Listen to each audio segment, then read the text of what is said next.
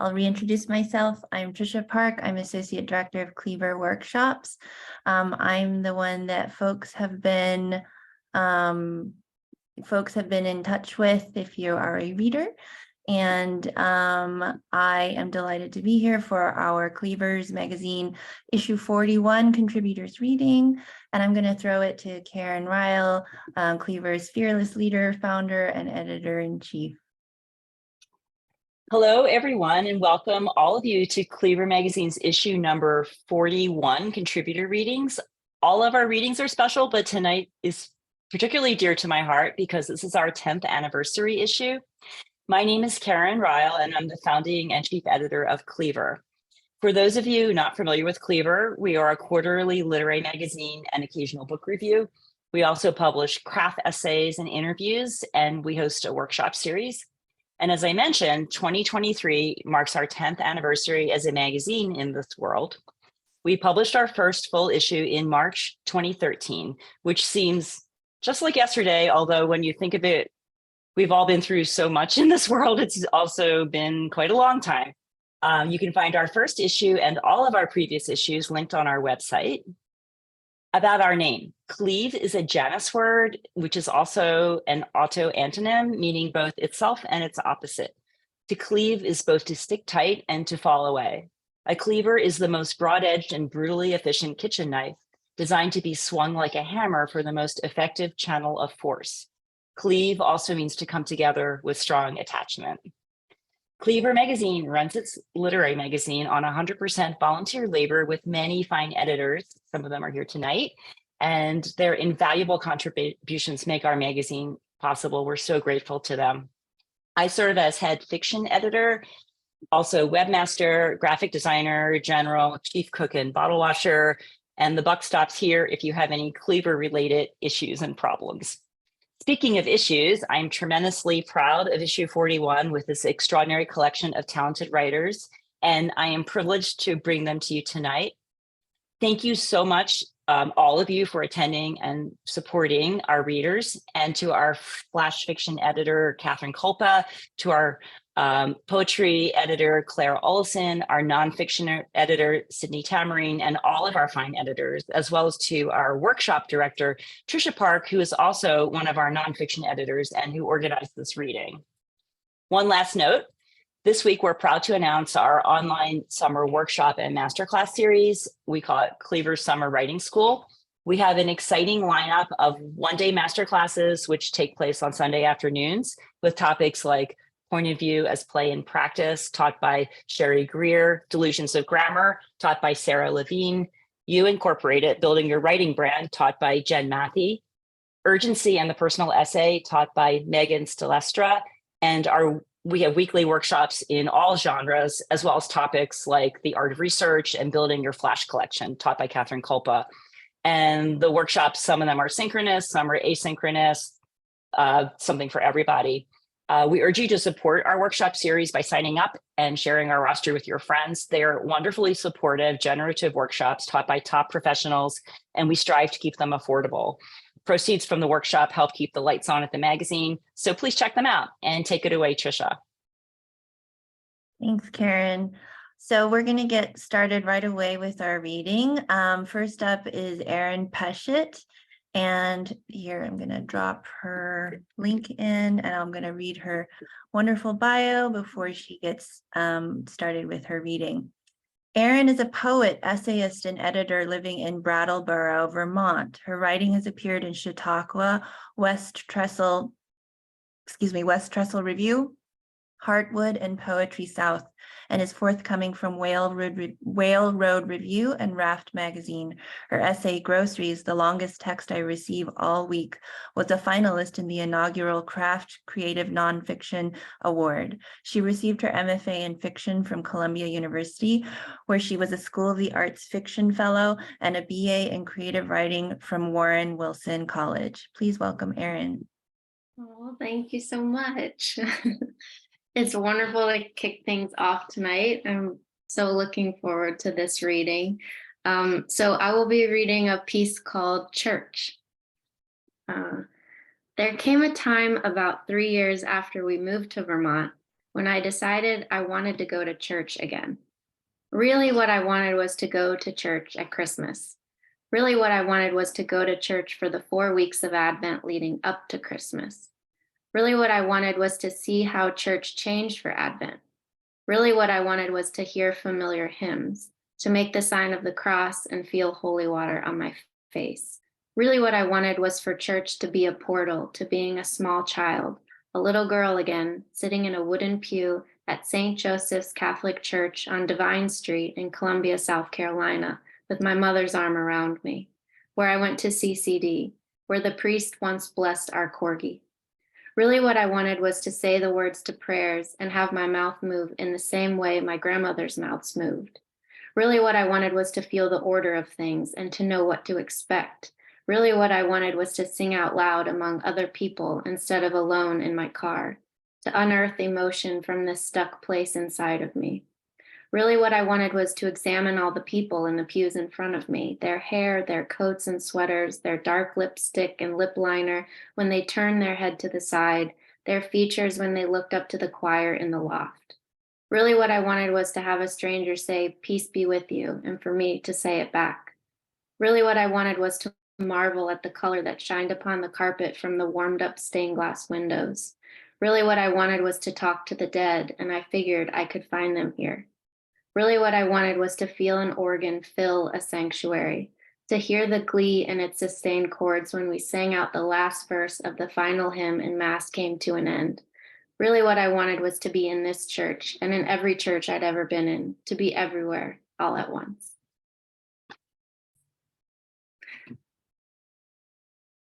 Beautiful. Wow. Thank you so much, Erin.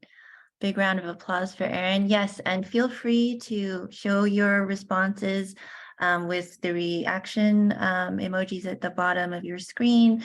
And also feel free to drop in words of encouragement or anything you want to quote from people's readings in the chat. So we want to utilize all our various options in Zoom. Next up is Jacqueline Ellis. And let's see, here's Jacqueline. And let's see, Jacqueline writes creative nonfiction, memoir, and personal essays. She's based in Montclair, New Jersey, and is originally from Peterborough, England. Her work has appeared or is forthcoming in Hinterland magazine, Bending Genres, Zone 3, and The Normal School, among others. Please welcome Jacqueline. Hello, everyone. Thank you for inviting me. And I wanted to especially thank Sydney Tamarine because I started this essay in her workshop last year. So I can attest to how awesome they are. So this is a piece called Flight Paths. December 2021. I give my dad a project. Tell me what you remember about making wine with your friend Franco back when we lived in Peterborough. The task distracts him while he waits for biopsy results, suspected mesothelioma. It is 2 weeks after he called to tell me that a routine chest x-ray had uncovered nodules in his lungs, and we have spoken every day since then, 4 p.m. in the United States, 9 p.m. in England. Each time before I hang up, I say, I'll call tomorrow just to check in. Each time my dad hands the phone to my mother. Shall we come, I ask her, for Christmas and for Dad's 80th? Not yet, she says, not until we know for sure. My dad records his memories and sends me a digital file. I touch play on my phone and wait for his voice. He reads from notes, takes time to enunciate, sometimes falters, clears his throat, loses his breath at the end of a sentence.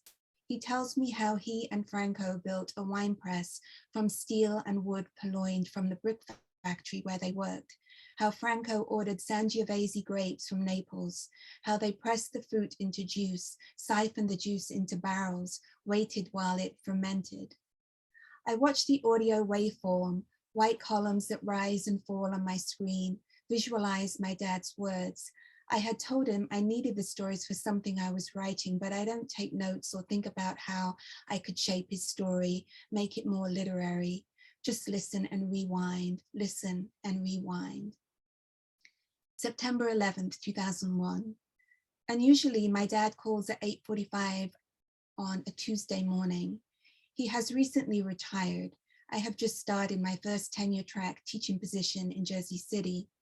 I give perfunctory responses to his innocuous questions. Am I prepared? Of course. Am I nervous? Not really. Sirens fill the streets outside. That's a lot of noise, my dad remarks. Yeah, just fire engines. I glance at the TV. We say goodbye and we'll talk on Sunday and have a good week and say hello to Mum and give our love to Dan. The wails outside fill the room. March 1993. On the way to Heathrow, my dad braked too late to avoid hitting the car stopped in the line of traffic ahead of us. The impact was slight, but my body angled forward from the back seat and I glimpsed his profile, the tightness at the corner of his lips, the curve of his forehead, the tips of gray brow hairs curled over the corner of his eye.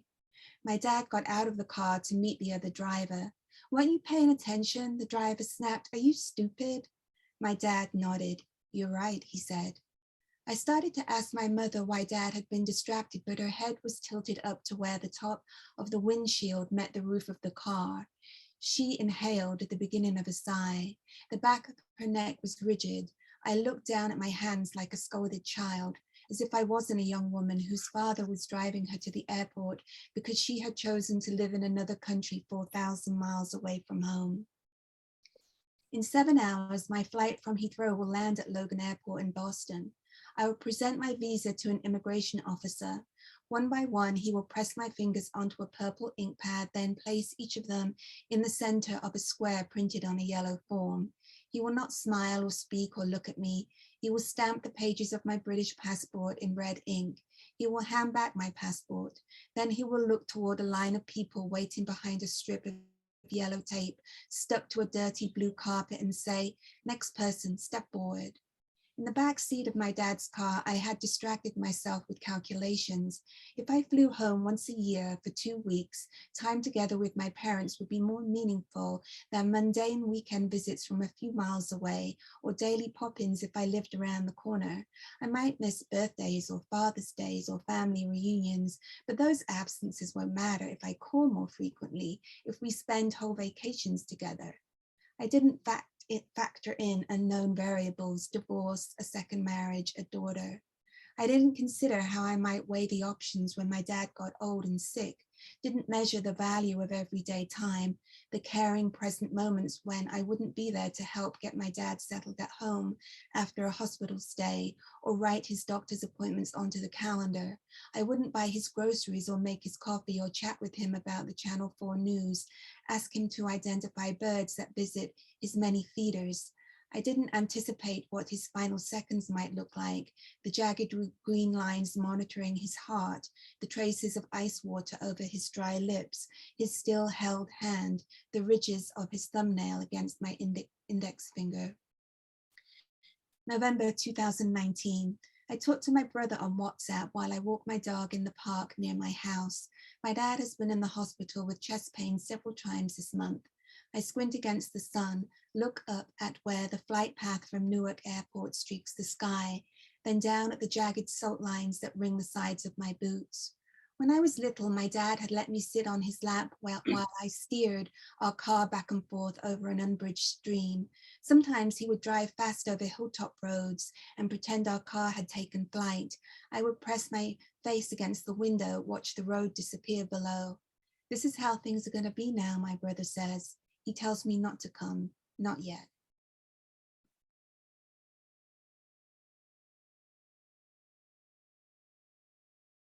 Wow, beautiful. Thank you so much, Jacqueline.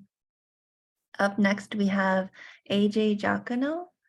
Let's see, let me drop the link. Here you can find his piece.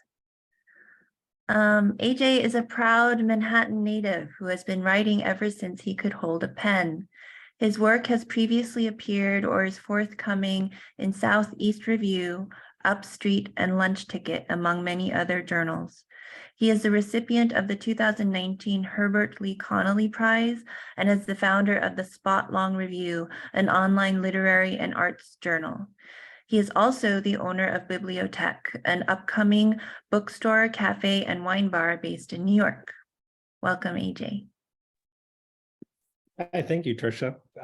This is great. This is very exciting. So I'm going to be reading a short excerpt of my piece called Sahara Dreams. So hope you guys enjoy. Also, there are a few characters who have Australian accents, and I'm not even going to attempt to do that. So sorry to anyone who was hoping to hear a bad impression. Not going to happen. Okay. The Sahara Dreams. The first night of the tour, after the guides had hitched the camels and secured the mess tent and laid out the steaming tagines and plates of couscous, Cash decided to make some friends because he hadn't had a meaningful conversation in days and sat with two people from either New Zealand or Australia. One of them held out a hairy hand and introduced himself as Riki. The woman with him, he said, was Queen. Super hot today, wasn't it? Said Ricky. Sweated out half my body weight by noon. Quinn squinted at him, said, no shit, and stuck a spoon into her couscous mountain. We're in the middle of the fucking Sahara. Cash wasn't sure of their relation. Quinn was too comfortable snapping at Ricky to be even a close friend, and they didn't resemble each other. He was large and had a doughy midriff, whereas she was 5 feet tall and bony as a ghoul. So Cash glanced at their left hands. Quinn wore a ring. Ricky had a tan line where there recently been one. It's pretty noticeable, isn't it? Said Ricky, lifting the hand. It fell off on the way. My camel kept scooting out of the line to sniff the female's asses and then tried to mount the one in front of me. Flung me pretty far back, but I didn't break anything, thank God. Little bruise on my shoulder. I didn't think anything else was wrong until we linked up with your group here, and Quinn was like, where the hell'd your ring go? Ricky chuckled, but Quinn glared out of the corner of her eye. He cleared his throat and forked a few more chicken chunks while Cash, unsure of what to say, perched his chin on a fist and wondered whether he could have convinced Sarah to come with him anyway. Flying to Morocco together wouldn't have made her forgive him, but at least he wouldn't have had to sleep in every hotel bed alone, walk through unfamiliar cities alone, explain to people why he, a young professional with a high-rise New York City apartment, had come all of this way alone. And at least he wouldn't have to practically force himself to banter with a couple that reminded him of his and Sarah's own dysfunction and of how, after 5 years, he couldn't fathom how to be a better partner. For a time, they didn't speak. Quinn sighed, Ricky chewed, and Cash looked around, wondering if the other guests would be easier to befriend. Then someone lurked into the tent, coughing and kicking up plumes of sand. They wore a patchwork scarf that shrouded their face and a dangling off-white tunic, but Cash sensed that they weren't a guide. Their stiff, robotic gait indicated a certain discomfort, as though they weren't sure how to walk without the constraint of a pair of jeans. The person coughed again and scanned the tent's many faces before settling on Cash's. Then they wobbled over, sat next to Quinn, and unraveled their scarf. Join the party, said Ricky, offering the man his hand. I'm Ricky, that's my wife, Queen. That's our new buddy, Cash. And who do we have the pleasure of meeting? An effusive greeting, not that Cash could blame Ricky. Though the man was sunburned, out of breath, and speckled with sand, he reeked of mystery. Where had he come from, and why hadn't he been at camp earlier, and why had he chosen their table? And he was also, Cash noticed, quite handsome. Curly auburn hair, jungle green eyes, tiny brown birthmark on his upper lip. Even Quinn smiled when he introduced himself as Gareth, in the same round-voweled chirp as hers and Ricky's. Another fucking Aussie, Ricky beamed. You're the 5th or 6th we've met on this trip. It's like the whole continent relocated here for the winter. We are a pretty unoriginal bunch, Gareth wheezed, pouring himself a glass of water from the pitcher in the center of the table. He finished it and turned to Cash. But you're an American, that right? Cash raised an eyebrow. Didn't know it was possible to see nationality. It's not how you look, it's the name. I've never met anyone called Cash except white trash and Wall Street bankers. Cash might have been offended had Gareth's tone not been so jocular, and he smiled when the Australians burst into laughter. Yes, they meant well, and maybe they'd let him join their posse for the next few days.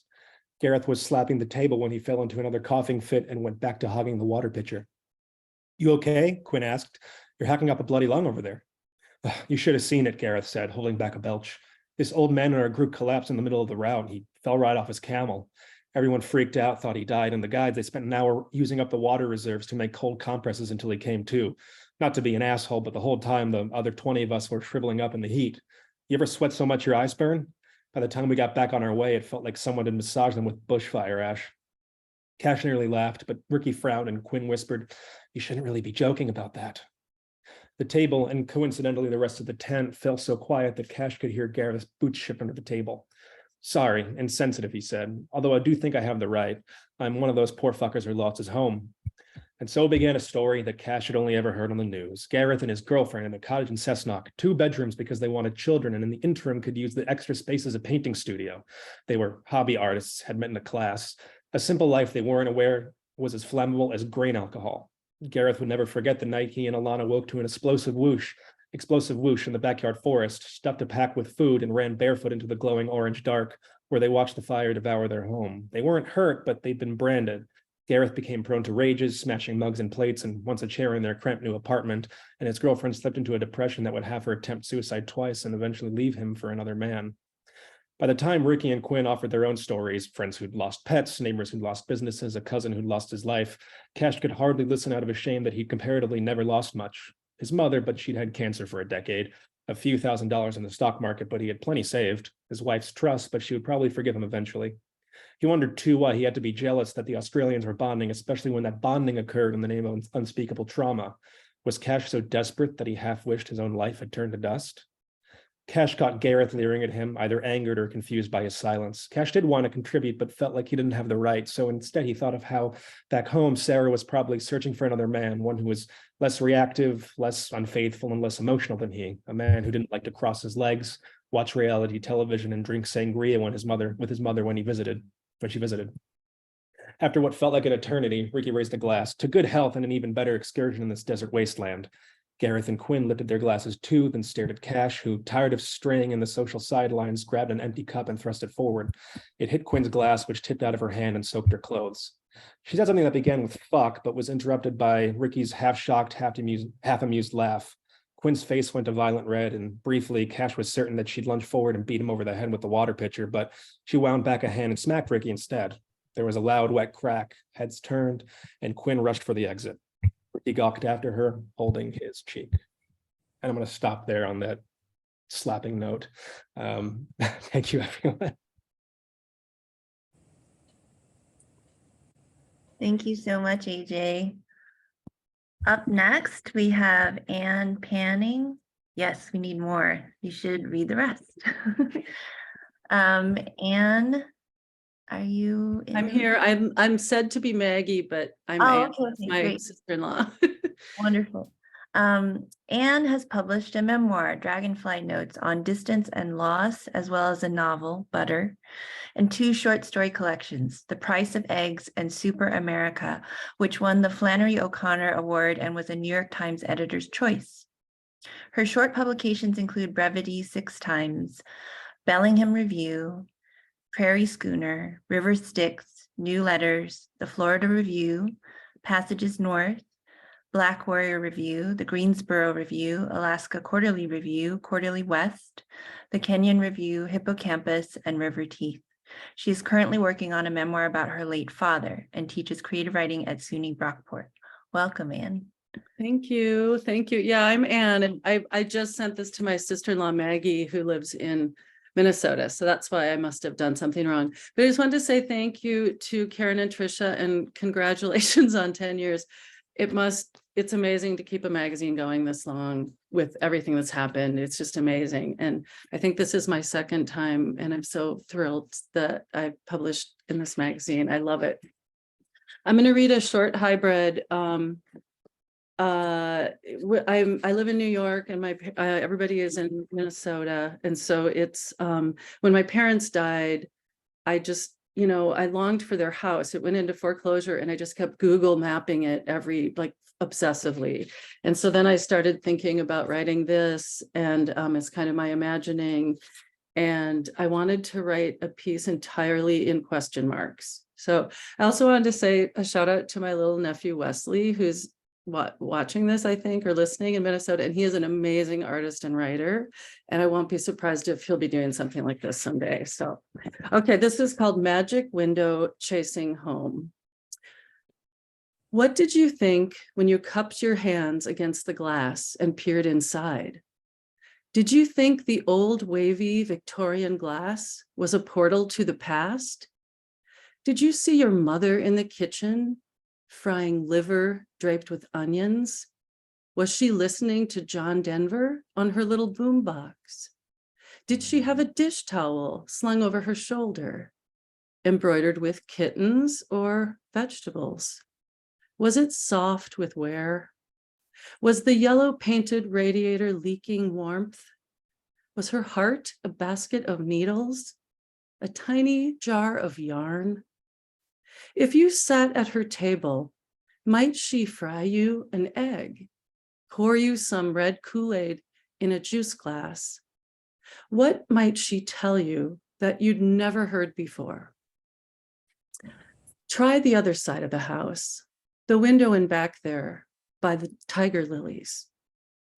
Was that your father there in his bedroom watching baseball? His ankles crossed on top of the log cabin quilt? Were the Twins winning? Could you see the score? Was his food and fuel travel mug as stained and scratched up as ever? Full of old cold coffee he'd microwave throughout the day and night and day and night? Was he wearing his Wranglers or Levi's, dreaming of the lottery ticket with winning numbers, so he could quit his job at the cabinet factory and buy a little house on Lake Waconia? Did he still like his tiny sunfish fillets floured and fried in butter? Was this before the rosacea would turn his face red with pain? Before Bud Light would slur his speech while he ate hot dogs cold from the pack? Could he see you? Did he ever really see you? Tap on the glass. Go ahead. Wave hello. Thank you.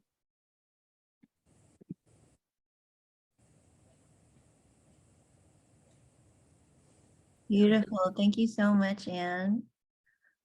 Up next, we have Kelly Pedro. Get her link here for y'all.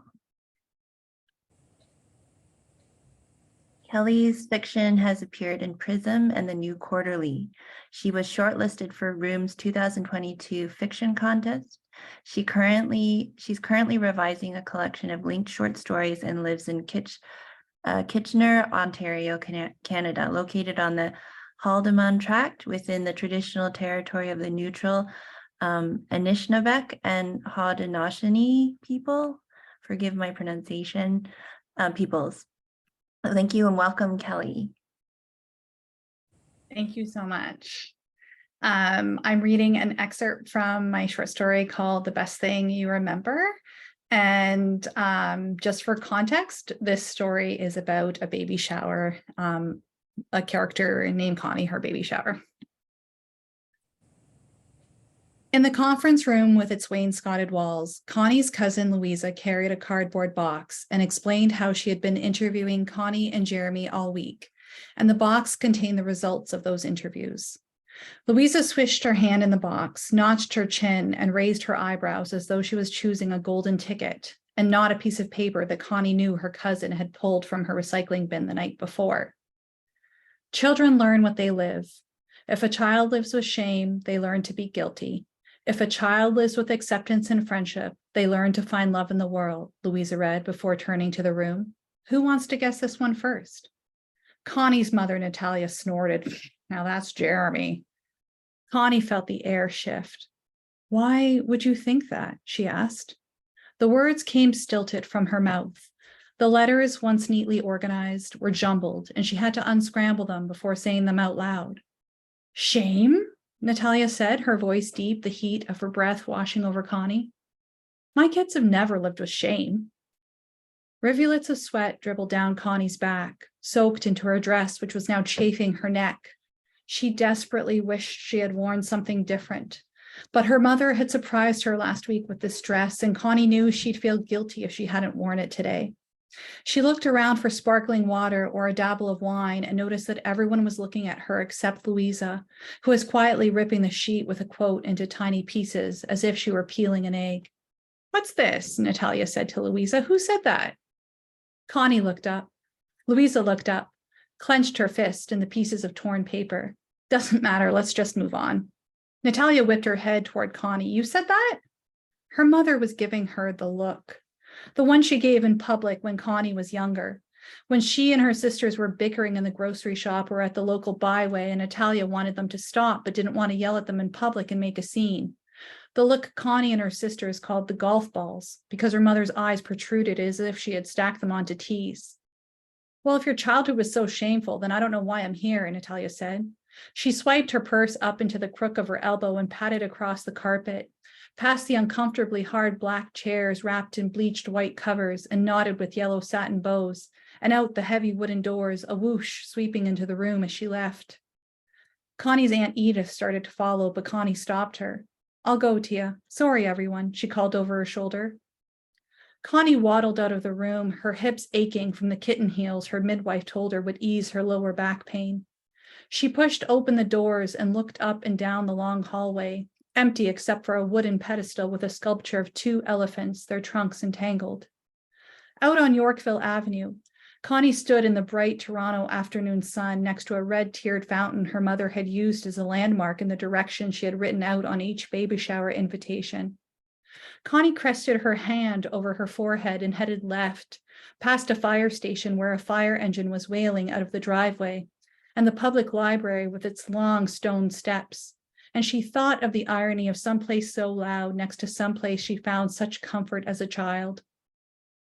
She walked past Town Hall Square with trees and round concrete planters and thought of Old Portugal Square and St. Mary's Church, where she went for Portuguese lessons as a girl, not far from here, but which, to Connie, felt a world away from the Portuguese seafood shops, whose walls were lined with large, stiff slabs of salted cod that stood erect like signposts and white buckets. Connie came out at Schollard Street, where she saw her mother slip into a cafe at the base of a behemoth building. Mom, wait, she called, please. Her mother turned, her face carved into a frown. Why, you want to embarrass me in here too? Natalia spat. Her mother's whole life, Connie thought, had been about avoiding embarrassment. Connie pinched the space between her eyes. This was not what she had intended when she followed her mother. She needed her mother to listen to her for once, to just have a normal conversation. She had come to explain that the line came from the poem they saw framed in the baby store, while Natalia was helping Connie register for a diaper genie in a baby bathtub. Connie had scanned the framed poem too. She had pictured it hanging above the changing table to remind her of the parent she wanted to be. It wasn't a look to the past she wanted to tell her mother now. It was a promise for her future, something she could hold on to when she became preoccupied with the details of parenting and forgot everything she wanted to be. Are you going to order something, or are you just going to stand there and argue? The woman behind the counter leaned over onto her elbows, her high dark ponytail rising above the shelf of espresso mugs and saucers. Natalia approached a glass cabinet with colorful pastries and pointed. Duas, Natalia said, falling into Portuguese the way Connie saw her do whenever she was flustered.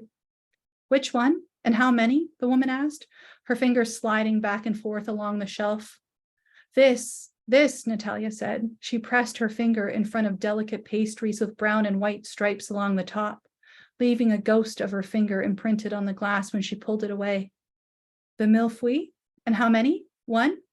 Duas, Natalia said. The woman shook her head. I don't understand. 2, Connie said, stepping up to the counter. My mother, she wants 2. They're $6 each, the woman said, her eyes bouncing between Connie and Natalia. Connie held her face very still. Her toes were jammed into the front of her kitten heels, and liquid-filled blisters were sprouting from the back of her feet. And she knew she'd clip off a piece of aloe when she got home and ask Jeremy to rub it all over her soles. The skin around her belly was so taut it itched, and she felt as though she was suffocating in her damn dress.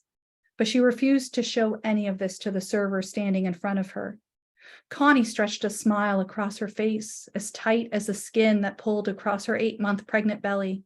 In that case, she said, make it 3.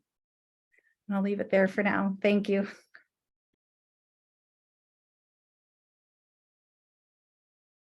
Amazing. Thank you so much, Kelly.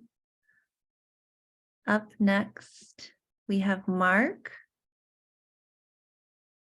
And let's drop Mark's piece into the chat.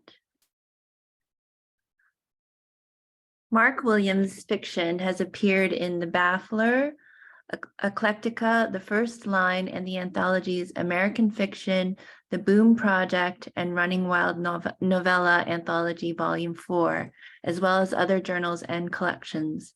His poems have appeared in the Southern Review, Rattle, New Ohio Review, and the American Journal of Poetry.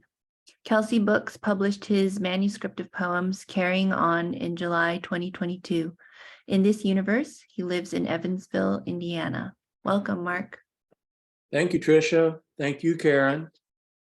Yeah, there is a little universe jumping in my story. And my story, and it appears in this issue, is called Paraíso. Pardon my Spanish. It means paradise, which probably most of you realize. And here are the first few pages.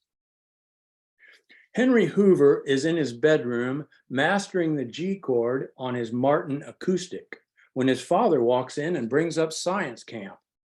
With Henry's sophomore year of high school behind him and all of summer ahead, he couldn't care less about science camp.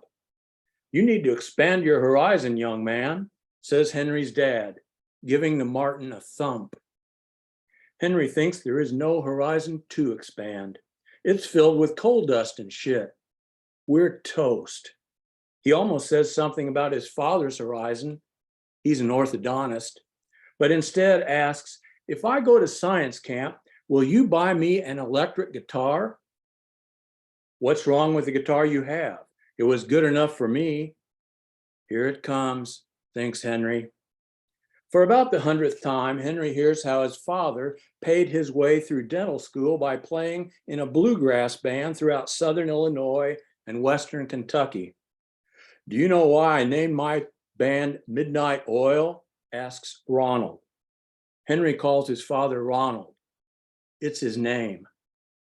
And for about the 100th time, in a disinterested monotone Henry has perfected, he says, because that's what you were burning. You bet I was. But though his G chord still needs work, Henry has mastered Ronald. Kevin and I want to start a band, like you did. Kevin Callbrier is Henry's best friend. Kevin has 12 fingers. His parents' religion didn't allow them to cut off the extra 2 when Kevin was born.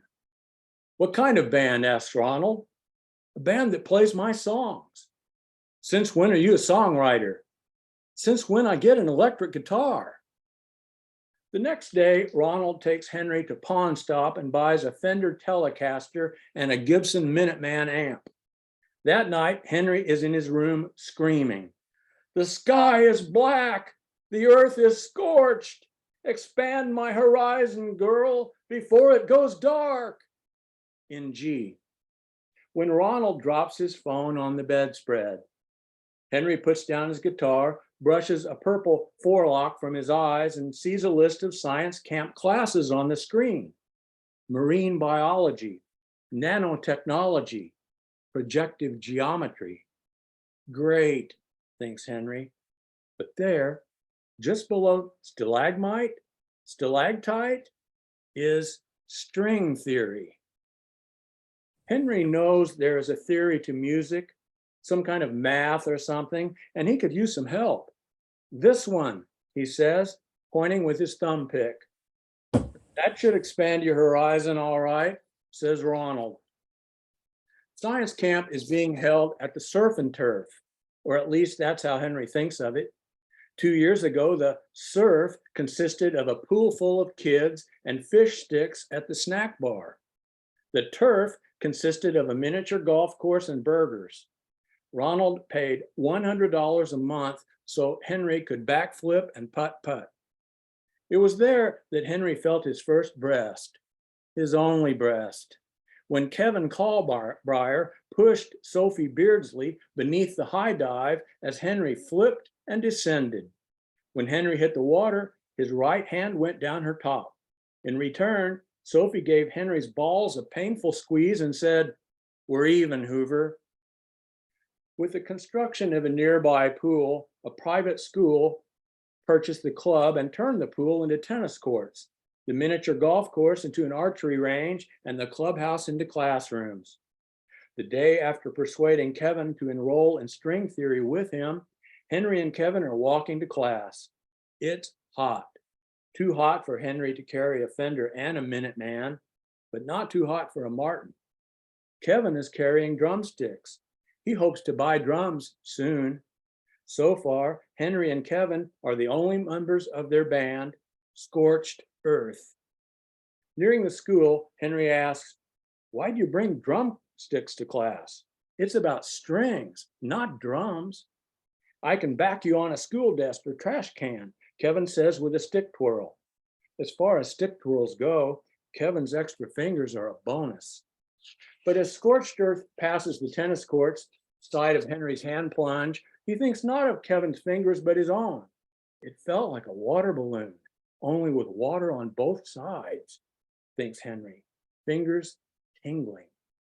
As they enter the classroom, Henry and Kevin are greeted with a hearty, "Greetings, multiverse travelers," by an old smiling dude with a gray ponytail, satellite dish ears, and weird eyes. One looks one way, the other looks the other. "Multiverse travelers," thinks Henry. "Cool band name. They must be late to class." "No, sir, we're Scorched Earth," says Henry, as Kevin performs a dual stick twirl. "Welcome, Scorched Earth," says old dude. "Prepare to be transported." Thank you.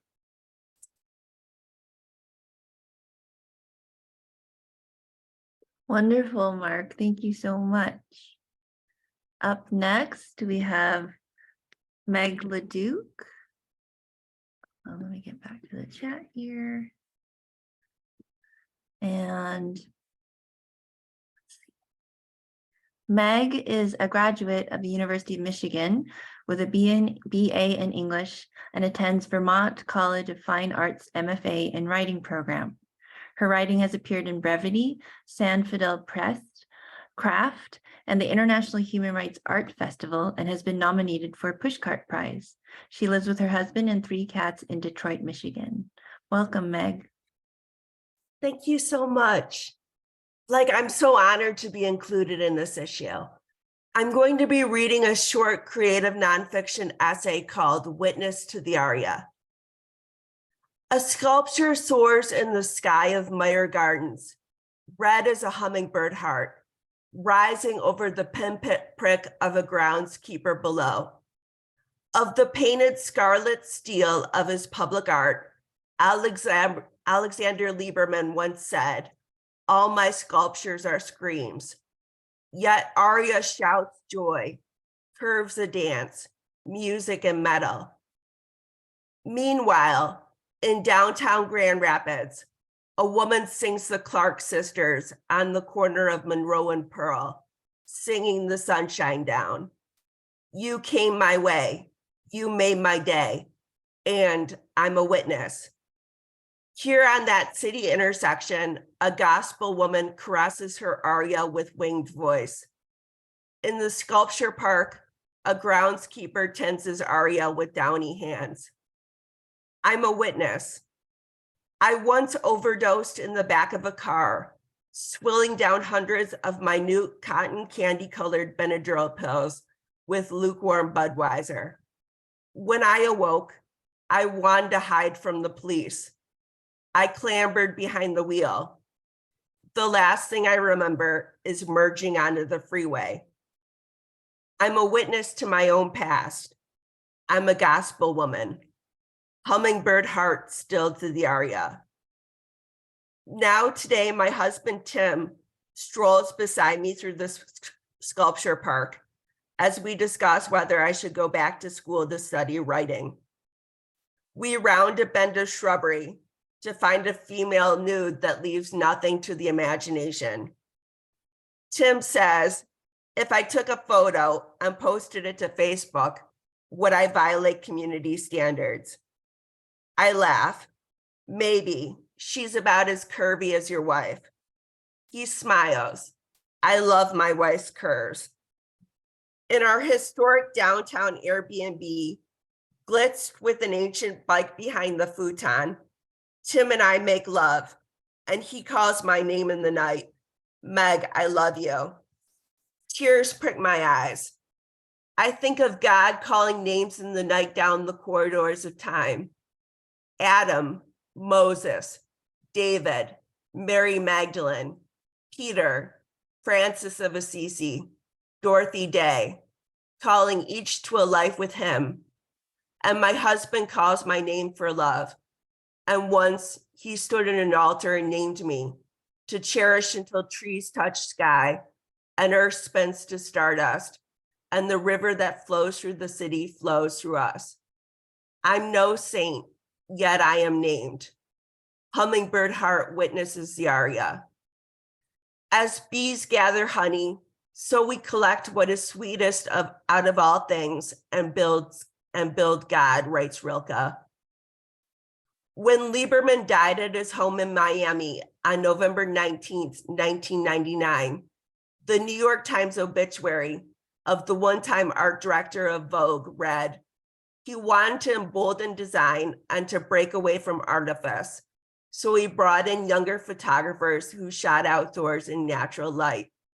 No more Ophelias dancing through the plaza at dawn, he said. To walk downtown Grand Rapids, I wear black tights patterned with maroon and sapphire blossoms, a skin-tight maroon shirt, and new ballet flats. I'm not breaking away from artifice, yet perhaps I am, after all. I want my husband to see and desire me. I imagine Lieberman asking, what do you know about fashion? Art director for Vogue, my God. But all I think when I see a sculpture is electric joy. And it's the joy I discover in bed with my husband when I say, tell me you like watching. And he says, oh yes. And you put on quite a show. You came my way. You made my day. I am named. The Russian-born Lieberman fled occupied France for America in 1941. The artist had studied painting and architecture at the École des Beaux-Arts, but he needed employment to provide for his wife and her 10-year-old daughter. The New York Times obituary pronounces, the decision came down, as it always would, on the side of money. His years as a refugee had given him a deep respect for comfort and security. Over enmoladas and enchiladas rojas at a hip Fulton Street restaurant, Tim says to me of studying writing, I want you to have the chance to expand your world. And my hummingbird heart whirs in my chest. And I too respect comfort and security. But you came my way. You heard me every time I prayed. There will be no more Ophelias in the plaza at dawn. We build God out of the sweetness we gather. Can we build ourselves? I will witness the aria with hummingbird heart. I choose to craft joy.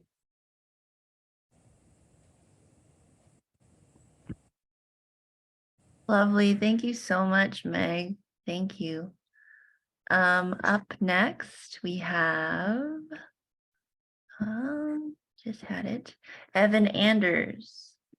Drop the link into the chat. And Evan brews coffee for mass consumption in Philadelphia.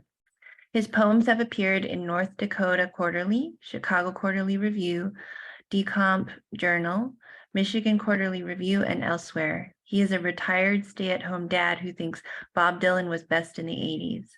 Thank you. Welcome, Evan. Hello, I'm so happy to be here. Happy 10th anniversary. The name of this poem is Hummingbird Sketches. Ice ubi roulong, hints of soothing baked pear, cedar, cacao, the miscarriage. Precious masculinity drizzled upon lamb tikka masala, golden basmati rice, boisterous cumin, ginger, cordial turmeric. There are fragments of you inside me, jubilant kachkamber salad days, prasheri naan, Ferdina chutney, single malt ginseng whiskey, Himalayan salt, Vesperate smoked salmon, avocado toast smeared with truffle butter, mango habanero peppered jelly. Tragedy advances, like all the prayers wasted. Jesus Christ outstretched upon a toy crucifix accumulating dust. Decimated Piers Morgan fused with himself over Meghan Markle. the President of the United States bombs Syria. Antiquated armament asphyxiates pristine sky. Pope Francis releases a dove amongst Mosul, a former ISIS stronghold. We do not achieve. We bury our brothers and sisters, law enforcement condemn. Besieged, the flesh I prune, the void of mercy. The Sphinx devours the ruin.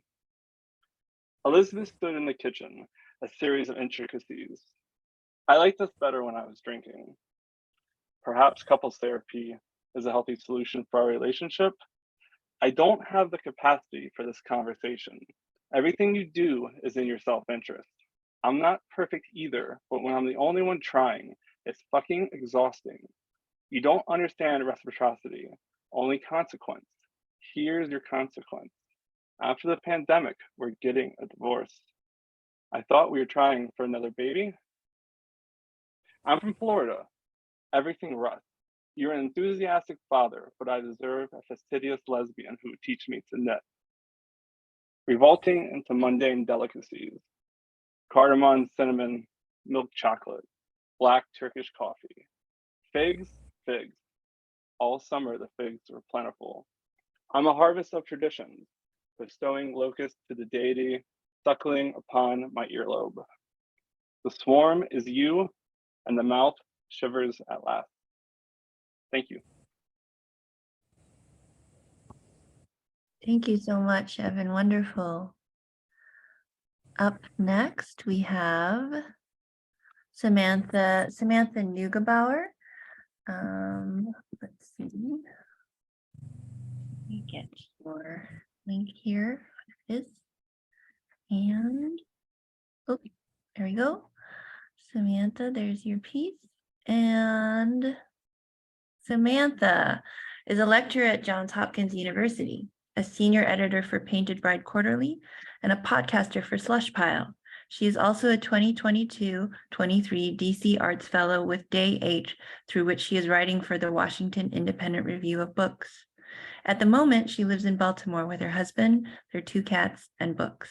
Welcome, Samantha. Thank you. Hi, everyone. The piece I'm going to read is called Villains. Back then, it was impossible to do anything with my mother sleeping. In the evenings, we watched Prancer and ate turkey clubs. In the mornings, we drank coffee, then Bloody Marys. It was when I worked in the afternoons that she liked to sleep, so I schemed to thwart her efforts, although I did celebrate her condition in the abstract.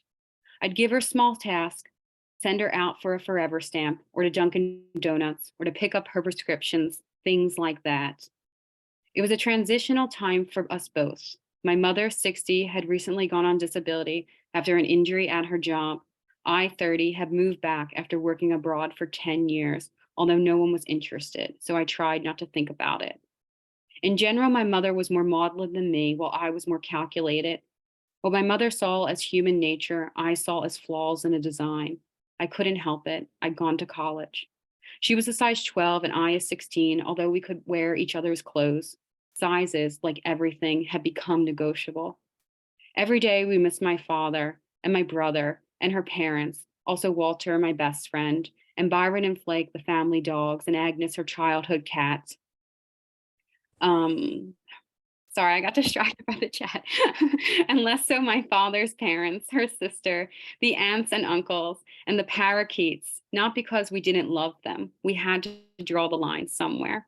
We lived in Philadelphia, in the town where she'd grown up, the place I always considered my grandmother's house and she considered home. The town had seen better days, but so had everything. Burholme, the neighborhood, was sliding off into the suburbs, though we were technically still in the city. On certain blocks, the downtown was visible, thumb side. The mail came every day. The trash was collected once a week. The trash collectors were angels. Everyone said so, because they made the boxes disappear. There was an epidemic of boxes, big, small, little boxes everywhere all of the time. Nobody liked it, but we all loved shopping online. The old neighbors criticized the young neighbors for not collapsing their boxes properly, while the young neighbors blamed the old neighbors for still being alive. The old said the young didn't know how to do anything. The young said the old had never taught them anything. The cure, I insisted to anyone around, was that the companies themselves ought to recollect the boxes. I knew everything. Some neighbors agreed with me, others threw up their hands. I became a broken record. An old neighbor hissed that my idea wouldn't change a damn thing. Still, my mother and I would run outside and give the trash collectors Gatorades or water bottles whenever we heard their trucks. Nothing changed, nothing happened. I never told anyone about us watching Prancer or our afternoon Bloody Marys or my mother's long conversations with the dead while she slept. I didn't want any thinking I was trying to be quirky or unique. That was the last thing I wanted, although there were years and years when I wanted that more than anything. My years between 11 and 29 to be exact, which I can't help but know are the ages of Jesus's lost years too. I really hope, my mother liked to say during or just after watching Prancer, we would have a cigarette on the back porch, that people from the way future watch this movie, so they know we aren't all airbrushed and self-interested, that we had double chins and buck teeth and wondrous instincts. Instincts, I had one. That winter, I had become obsessed with the villanelle. I'd convinced myself that if I could write one good villanelle, I would be happy forever. That was the work I was trying to do in the afternoons, while my bank account dwindled and my mother rolled around on her bed. I had the younger neighbors to thank for this obsession. They were rowdy and gloom-struck. They wore their clothes tightly, their weight like some summer disappointment. They congregated at the Red Rooster after work, smelling of Old Bay seasoning and the little tree car fresheners from their trucks and cars. Many were married, some had children, cashiers, managers, teachers, that they were not the same boys and girls I'd gone to elementary school, only a similar version.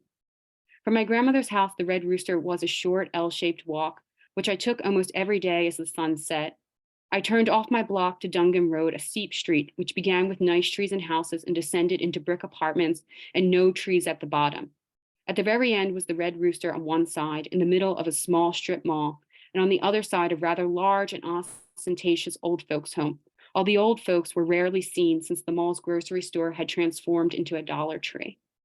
One Thursday in November, I sloped down Dungan Road, fighting my usual authoritarian streak. I admired the houses, even the iron dragonfly staked in the bushes and the polyester garden flags, which said, "Welcome, we're human, God bless," in various iterations. They weren't the kind of doodads my mother and I liked, but I no longer wanted to mock them. Outside the apartment, domestic disputes were transpiring, heavy music pounded, and a man emptied the plastic trash from his car into the gutter. If only there were trees, I thought. If only the apartments were nice and tidy. If only I had all the answers, all the solutions. I like to blame the streak on college, but it's something to do with the gateway hypothesis too, a concept introduced to me as a child during DARE in my inner city classroom. If there were seemingly harmless gateway drugs to worse things, I suppose, there had to be seemingly innocuous gateways to better things too. Maybe those things were trees. The sky turned a murderous pink, and the buildings shone redder and grayer. Behind me, the pines and oaks shivered. I loved the color, the whole feel of it. I thought of a line from somewhere. What do I love when I love my God? It was a question I considered often, though I'd been an atheist for some time.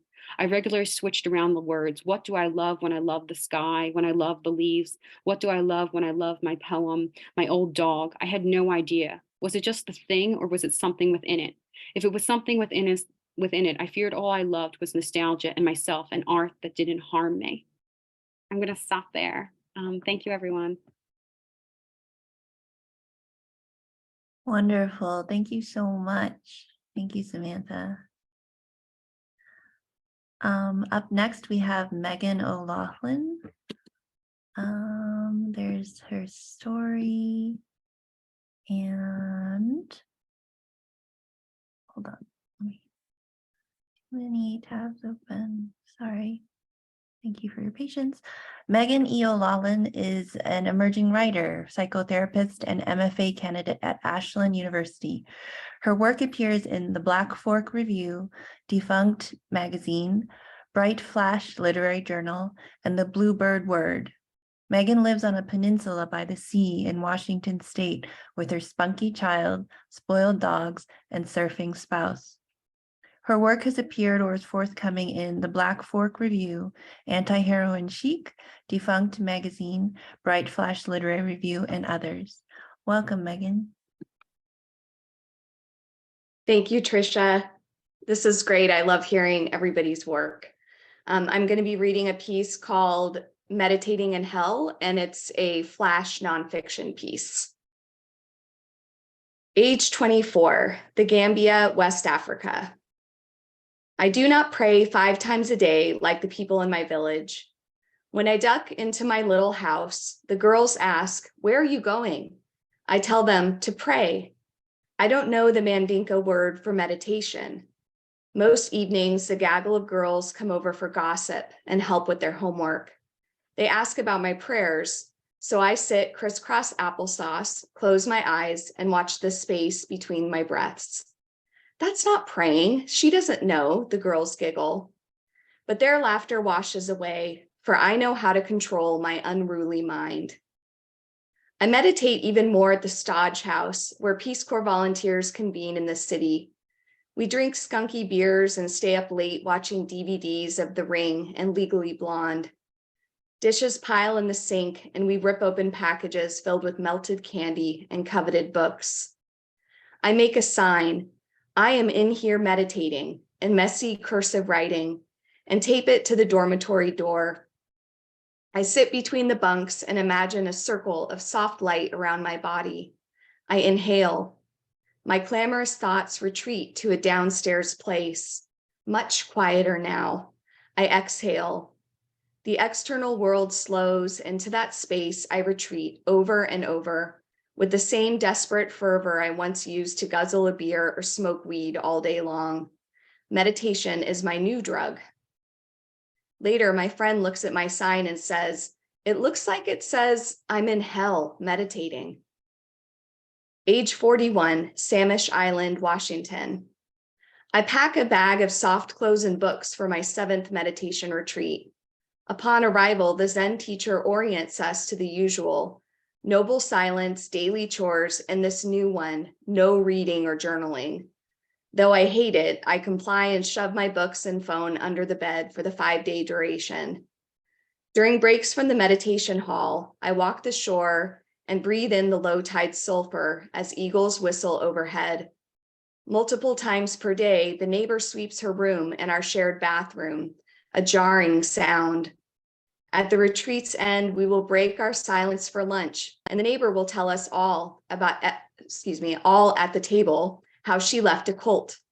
She says she fears a spiritual community, yet she's eager for solace, that quiet downstairs place. Each night of the retreat, when I cannot read myself to sleep, I stare at the ceiling and will my mind to avoid images from a movie I watched just weeks before, the one with the Demon King and its group of naked cultists. I wonder why I watched it in the first place. I dare not glance towards the inky corners of the room, convinced I may see a demon or one of its worshipers, leering in the dark at my loneliness. I'm not sure if I believe in demons, but I know fanatic humans are real. While I haven't joined a cult, I've searched for systematic methods to bypass life's difficulties, placing faith in my teachers, not unlike cult members with their leaders. We all want peace, or we want more control, or perhaps both, although I'm not sure we can have both at the same time. Years of meditation practice, hours to observe my mind, have taught me how little control I have and how unpeaceful I can be. Still, I can choose where to direct my attention and how I will respond. Perhaps peace can be found within such determination. Now, in the midnight quiet, my fearful thoughts are here like a mental demon. I notice my body's reactions. The breath darts like hunted prey, the gut smolders. While I cannot stop this hellacious mental tantrum, it need not dominate me. I gently laugh at the deluge so powerful and brief. I count the inhales and exhales until my mind slows and the breath deepens. I drift into a wordless sleep. Thank you. Lovely. Thank you so much, Megan. And our last, final, but certainly not least writer of the evening is Caleb Murray.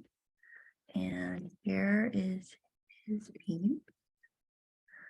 And Caleb is from Montana and currently lives in Western Massachusetts.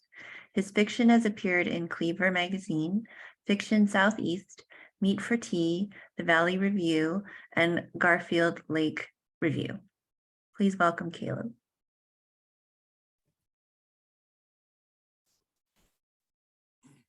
All right, thank you all so much for having me. This has been great. I'm going to read an excerpt from my short story. It's called Random Precision. The neighbor scooped up the dead animal carcass with a snow shovel in the road in the afternoon. I watched her while drinking a soda. I wiped my face. Underneath the road's surface, people were scooping up our debris. The floor sank, the walls lifted, and as a person was scooping a pile of trash, another was pointing and screaming, "Work faster, move harder." The man kept going without wiping the sweat from his eyes until his back was unable to stretch taut, whereupon he was thrown into the furnace by his coworkers, and his sizzling flesh smelled like steak, and his screams, loud at first, were subdued and drained. I beheld this kind of thing beneath the ground's surface and felt like a tourist. This ancient, bizarre, impossibly magical place, this cathedral, this mausoleum, this underground tradition, the disappearing act. I watched the man's flesh peel from his fingers until the gleaming light revealed bones and talons. When I blinked, the fire's negative was suspended in directionless, spaceless black.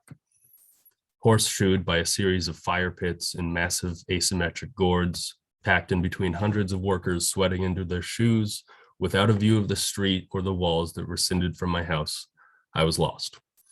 A man screamed from his gut, then another from his nerves and tongue. A woman herded children behind me. They were gone before I could see them. I sat in the lounge chair, the big brown recliner, and watched the parade.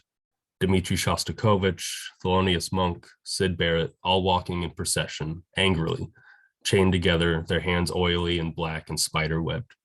I shook my face of it. Pulled the telephone from the recliner's furry armpit and dialed the number for Pacific Gas and Electric. "Hello?" a female receptionist answered. "May I speak with Alyssa Elliott, please?" "Speaking." "I'm calling to inform you that I think my identity has been stolen. Mike Bank contacted me the day before yesterday and said I've been withdrawing payments for electric bills that have not been delivered to the electric company.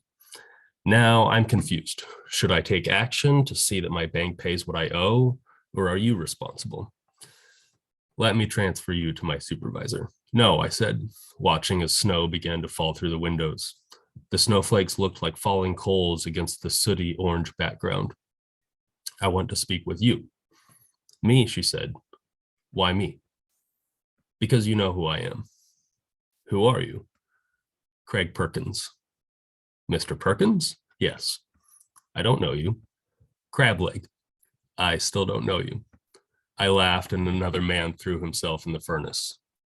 "How do I know you?" she said. A piece of fingernail broke off between her teeth, and though it may have been painless, I imagined her mouth full of blood, her finger curling under enormous pressure, blood dripping on the keyboard. The intruder was back in my apartment, this time in one of the back rooms where he couldn't be seen, and he was screaming through the vents so that his voice resonated throughout like brass. "Crableg, I'm here to eat your soul." Only he would say such an impossible thing. Thus, I don't know why she said, "What are you talking about?" I'm here to eat hers too." "Craig, you're scaring me." "I'm sorry," I said, my hands waving in the air like swords. "If she were there in the room with me, I could have explained myself better. You need to stop calling here. Just give me your home phone number and I'll call you there. I promise I'll stop calling you at work." "That's not possible." "Are you still there?" The snow had put out all the fires. All four sides were glowing so that my skull squeezed against my brain and I could feel my heartbeat in my temples. I decided to walk to the store to buy more red wine and cheese and perhaps some dark chocolate. I grabbed my jacket and scarf. In the mirror, I looked like I could be a legal aid or a medical intern. I took the phone off the couch. "Are you still there?" The phone screen was black. I set it on the end table by the couch, zipped up my jacket, and left my apartment. The first person on the street likely worked for an advertising company. But the second person Dumpster snatched jacket, untrimmed beard, wool cap, milkshake eyes, was a junkie. I walked to the store with my hands in my pockets, filed alongside my money clip, watch, and keys. The faces I saw were unreadable, but I hadn't come here to analyze humanity. Even when we do, it doesn't amount to anything substantial because we got it wrong in the first place. We are never not human, we are never not real, and therefore certain analyses are impossible. I watched an old woman wrapped in curlers, a robe, flip-flops, and bracelets as she pushed a cart carrying several frozen dinners, a bottle of lotion, a box of wine, and a can opener. She paused at a couple of different aisles before going down the frozen foods and dairy aisle once again. She checked an entire row of milk for expiration dates before picking one half-gallon carton and putting it in her cart. A man walked past the aisle, but I didn't realize who it was until he was out of view. The woman began to walk toward me. I didn't know what to do. I stood still and tried not to look at her, but she kept staring at me and wouldn't look away. She had dark eyebrows that almost touched above her nose. She wore a retainer where saliva had pooled and would flap against the roof of her mouth as she breathed. The underwear under her sweatpants was loose-fitting with large elastic bands at the edges. Her eyes darted around an awful lot for someone with not much going on upstairs. Thank you. Thank you, Caleb. Great. Well, that is our evening. Thank you so much again to everybody who read tonight. Thank you for trusting Cleaver with your beautiful words and for sharing your work with all of us today. And thanks to everyone for being a wonderful audience too. As Karen mentioned at the top of our show, we please encourage you to check out Cleaver's summer writing school offerings. We have a real incredible lineup of returning and new faculty, including Sarah Levine, Megan Steelstra, Susan Scanlon, and Alana Masad.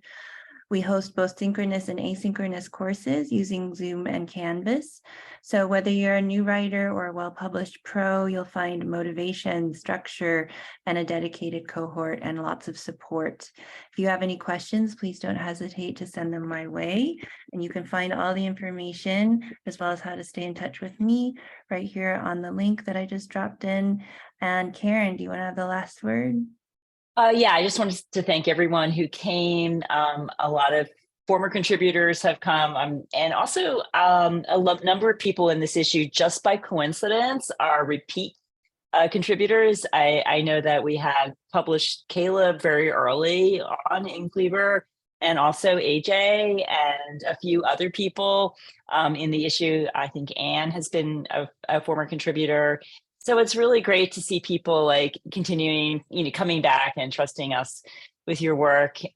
We love working with you. And as fiction editor, I have to say, like, the fiction just keeps getting stronger and stronger. And I am so thrilled. I mean, I'm thrilled with the whole magazine, but I'm really proud of the fiction in this issue. It's really terrific. Oh yeah. So Caleb says 7 or 8 years ago. Yeah. So thank you, all of you. And it was really wonderful seeing you all here tonight. And thank you for supporting each other so beautifully in the chat. After you read your piece, be sure to look at the chat and you see everyone's got, applause and cheers going on in their reactions. So really lovely. Our next issue will come out June 30th. So some really interesting stuff coming up in that one too. And yeah, keep sending us your work. We love to read it. Thank you so much. Thank you, everyone.